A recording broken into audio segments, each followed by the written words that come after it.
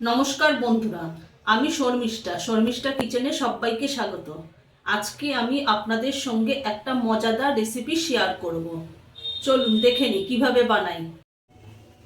এখানে আমি একটা আলুকে চোকলা ছাড়িয়ে নিয়েছি আর একটা গ্রেটার নিয়ে নিয়েছি আর একটা পাত্র নিয়ে নিয়েছি। আমি আলুটাকে গ্রেটারের সাহায্যে আমি গ্রেট করে নেব।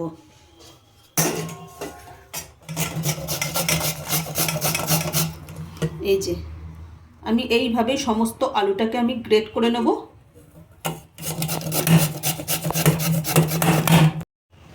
আমার আলুটা গ্রেট করা হয়ে গেছে। এর মধ্যে আমি পরিমাণ মতো নুন দিয়ে দেবো,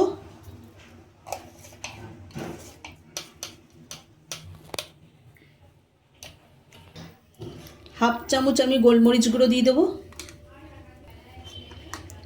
হাফ চামচ ধনে গুঁড়ো, হাফ চামচ জিরে গুঁড়ো। আমি আলুর মধ্যে যে উপকরণগুলো দিয়েছিলাম সেটা আগে আমি হাত দিয়ে ভালো করে মিক্সড করে নেব। আলুটা সমস্ত উপকরণ দিয়ে ভালো করে মাখা হয়ে গেছে আলুটা। এবার আমি এর মধ্যে অল্প অল্প করে ময়দা দেব।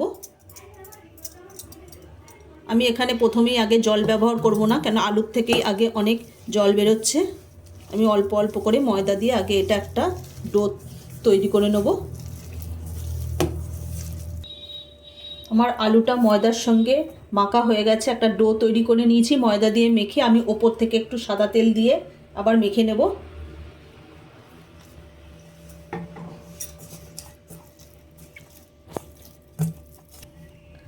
আমার ময়দাটা মাখা হয়ে গেছে আলুর সঙ্গে। এখানে আমি 3টে পরোটা করে দেখিয়ে দেব। আপনারা যদি বেশি পরোটা করতে চান তাহলে পরিমাণটাকে বাড়িয়ে নেবেন। আর এর মধ্যে আপনারা যদি চান ছোট ছোট করে টুকরো করে কাঁচা লঙ্কাও দিতে পারেন, কোনো অসুবিধা নেই। আমি এখানে লঙ্কা ব্যবহার করিনি, যেহেতু বাচ্চারা খাবে এর জন্য আমি আর এখানে লঙ্কা দিইনি। আপনারা যদি চান তো লঙ্কা ব্যবহার করতে পারেন।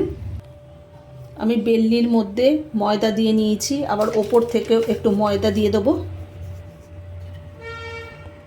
এবার আলতো হাতে বেলে নেবেন।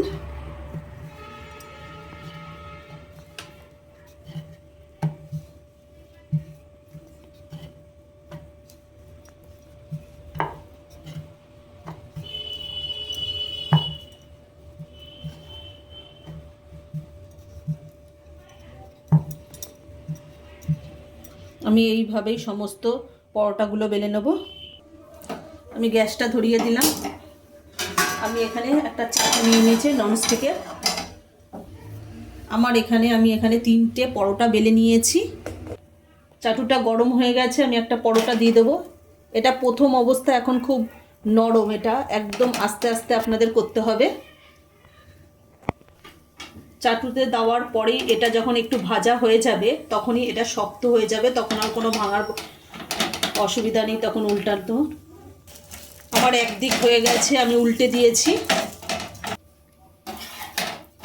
আমার দুদিকই লাল করে ভাজা হয়ে গেছে। এবার আমি সাদা তেল দিয়ে দেবো। আমি এখানে রিফাইন অয়েল ব্যবহার করছি।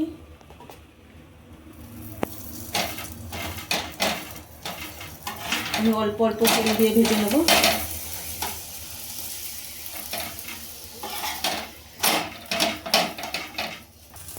আমার পরোটাটা ভাজা হয়ে গেছে, এবার আমি তুলে নেব। আমি আর একটা পরোটা দিয়ে দিয়েছি। আমি আগের বারের মতনই একইভাবে আমি ভেজে নেব সমস্ত পরোটাগুলো। আমার এখানে 3টে পরোটা হয়ে গেছে। আপনারা এখানে কোনো তরকারি বা টমেটো সসের সাথেও খেতে পারেন, দারুণ লাগবে। আচ্ছা, যদি আমাদের এই পরোটার রেসিপিটা যদি ভালো লেগে থাকে তাহলে লাইক, কমেন্ট, শেয়ার এবং সাবস্ক্রাইব করতে ভুলবেন না। আর অবশ্যই এভাবে বাড়িতে বানিয়ে খেয়ে দেখবেন।